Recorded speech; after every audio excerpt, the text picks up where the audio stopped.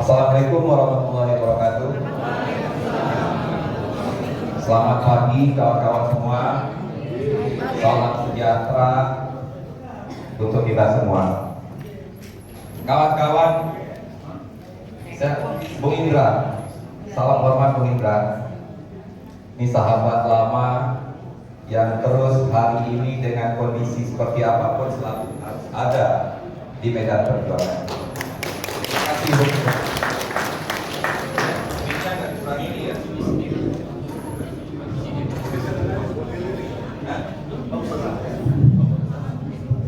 Cek, ini suara.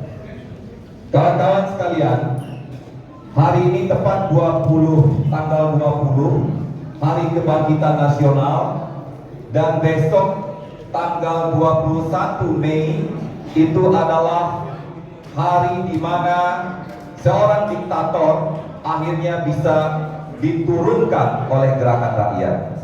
27 tahun reformasi tanggal 21 Mei. Momen tanggal 20 ini kita ambil sebagai momen untuk deklarasi sebuah koalisi Serikat Pekerja dan Partai Buruh. Tentu ada maksud dan tujuan kita untuk mendeklarasikan koalisi ini. Kawan-kawan, 27 tahun reformasi, cita-cita untuk adanya perubahan bagi seluruh rakyat Indonesia, ternyata hari ini rakyat masih banyak yang belum mendapatkan apa yang menjadi haknya. Perjuangan yang dilakukan oleh gerakan rakyat dari 27 tahun yang lalu, hari ini terus dan tanpa henti untuk mewujudkan apa yang menjadi cita-cita dalam reformasi 27 tahun yang lalu.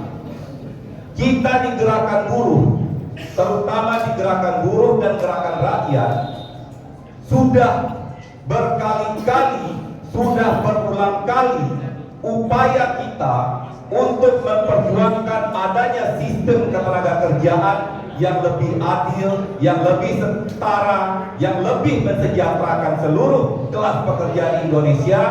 Tapi hingga hari ini kita belum dapat dan belum bisa merasakan aturan yang lebih melindungi kepada kita.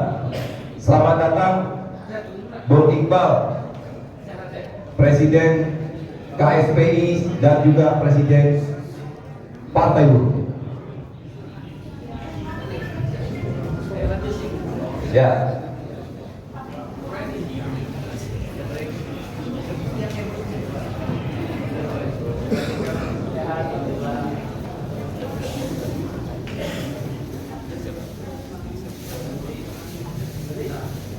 Oke. Selamat datang Bung Iqbal. Pengalaman perjuangan 27 tahun kita ini sudah memberikan banyak pembelajaran bagi kita.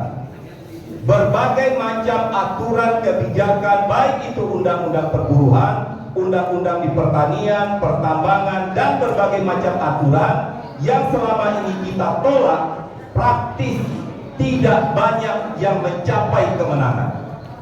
Kenapa begitu banyak agenda perjuangan yang kita lakukan selama ini tidak mencapai kemenangan yang maksimal? Itu tidak terlepas dari fragmentasi dari gerakan buruh, gerakan rakyat yang masih berjuang sendiri-sendiri, sehingga daya tekan kita, daya pukul kita untuk menolak kebijakan-kebijakan yang merugikan kepentingan rakyat tidak begitu efektif. Kita bisa belajar bagaimana kita menolak PP 78 tahun 2015. Bahkan 24 orang kawan-kawan kita ditetapkan sebagai tersangka dan PP 78 terus dijalankan. Kita juga berpengalaman menolak Undang-Undang Cipta Kerja.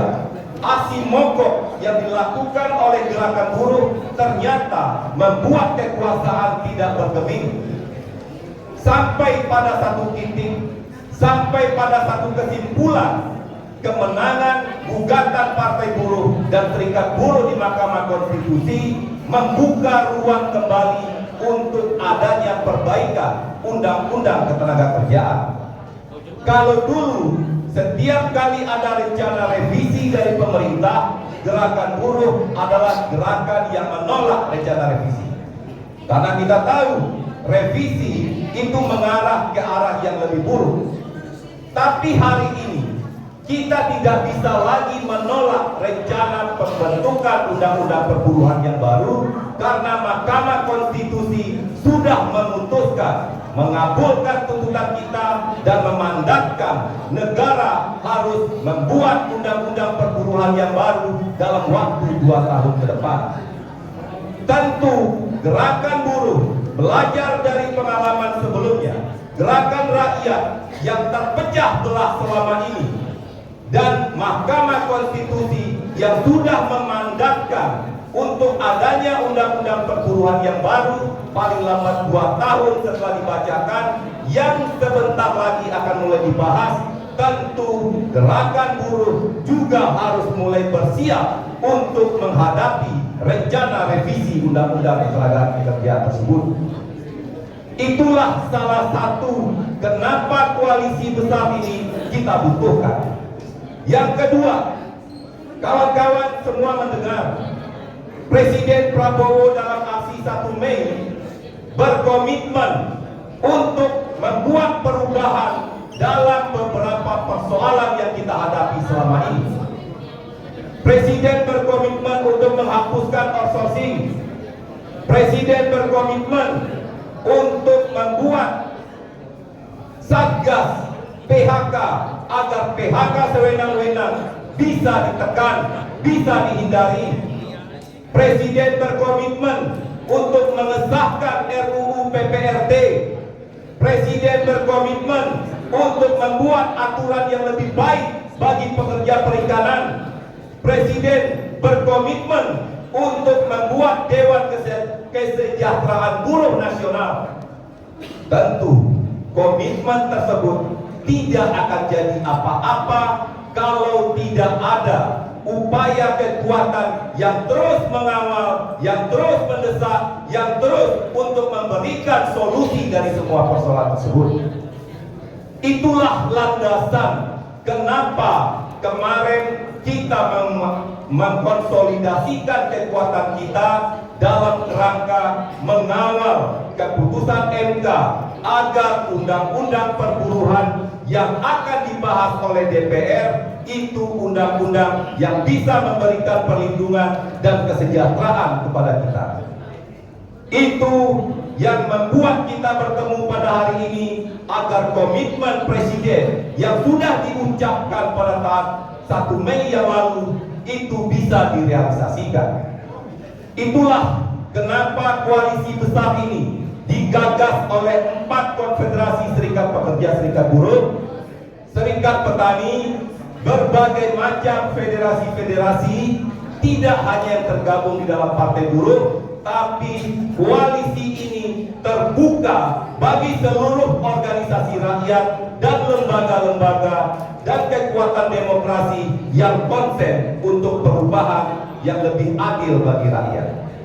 Itulah kenapa koalisi ini kita bentuk, kita bangun. Dia tidak cukup hanya nanti untuk deklarasi. Koalisi ini harus belajar dari pengalaman-pengalaman sebelumnya.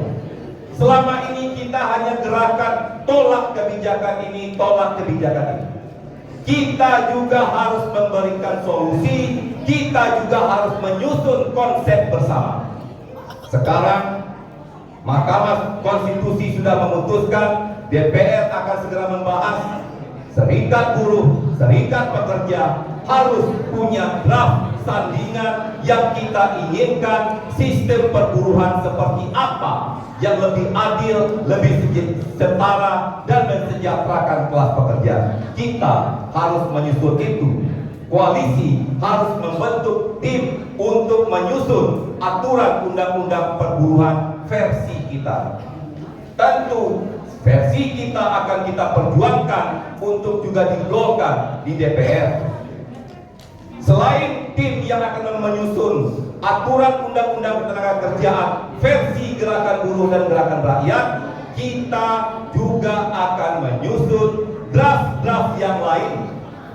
Kemarin kita sudah berdiskusi dengan kawan-kawan Jala PRT dan kelompok perempuan. Mereka sudah punya draft. Sekarang kita tinggal mengawal agar RUU PPRT agar segera mungkin disahkan. Kedua, kita juga harus merumuskan bagaimana kemarin kita mendiskusikan kawan-kawan dari JRMK mengatakan bagaimana reforma agraria di perkotaan ini itu juga terjadi. Jadi reforma agraria bukan hanya dari desa. Rakyat perkotaan, reforma agraria fokus untuk perumahan bagi rakyat. Pemerintah berencana membangun 3 juta rumah. Tapi bagaimana skema pembangunannya, di mana pembangunannya akan dilakukan, dan siapa yang akan menikmatinya. Tentu koalisi ini juga harus menyusun konsep perumahan yang terintegrasi agar kelas pekerja tidak lagi dihabiskan uangnya 25% dari gajinya habis untuk membayar kontrakan atau sewa rumah. Menjadi penting dan signifikan perumahan bagi kelas pekerja karena pengeluaran terbesar dari kelas pekerja adalah untuk perumahan. Dan koalisi ini akan juga menyusun konsep perumahan yang adil bagi kelas pekerja yang terintegrasi dengan lokasi tempat kerja. Itu juga akan menjadi tugas dari koalisi. Selanjutnya, kita juga akan menyusun bagaimana sektor-sektor yang selama ini tidak diakomodir di dalam undang-undang.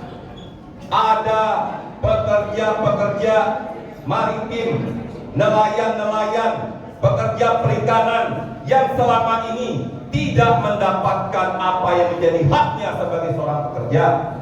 Kita juga mendengar bagaimana sektor transportasi, baik transportasi online, baik transportasi logistik maupun angkutan penumpang, selalu dikaburkan hubungannya dengan hubungan mitra yang hanya menguntungkan kepada pemilik modal. Kita juga mendengar bagaimana perkembangan teknologi pada hari ini menghasilkan jenis-jenis pekerjaan baru, sehingga kawan-kawan dari sindikasi, Serikat Pekerja Media dan Industri Kreatif yang selama ini juga tidak terlindungi, tentu dalam konsep yang akan kita susun harus merangkum semua sektor-sektor yang selama ini tidak mendapatkan perlindungan dalam aturan perburuhan kita. Tentu tugas berat dan akan ringan kalau seandainya kita kerjakan bersama-sama. Tentu apa yang menjadi rumusan dalam tim yang akan kita bentuk ke depan adalah panduan perjuangan bagi seluruh anggota koalisi. Satu komando untuk memenangkan semua konsep, semua ide, semua gagasan yang akan kita sandingkan dengan apa yang disusun oleh pemerintah dan DPR. Siap berjuang nggak? Kenapa ini menjadi penting, kawan-kawan? Kalau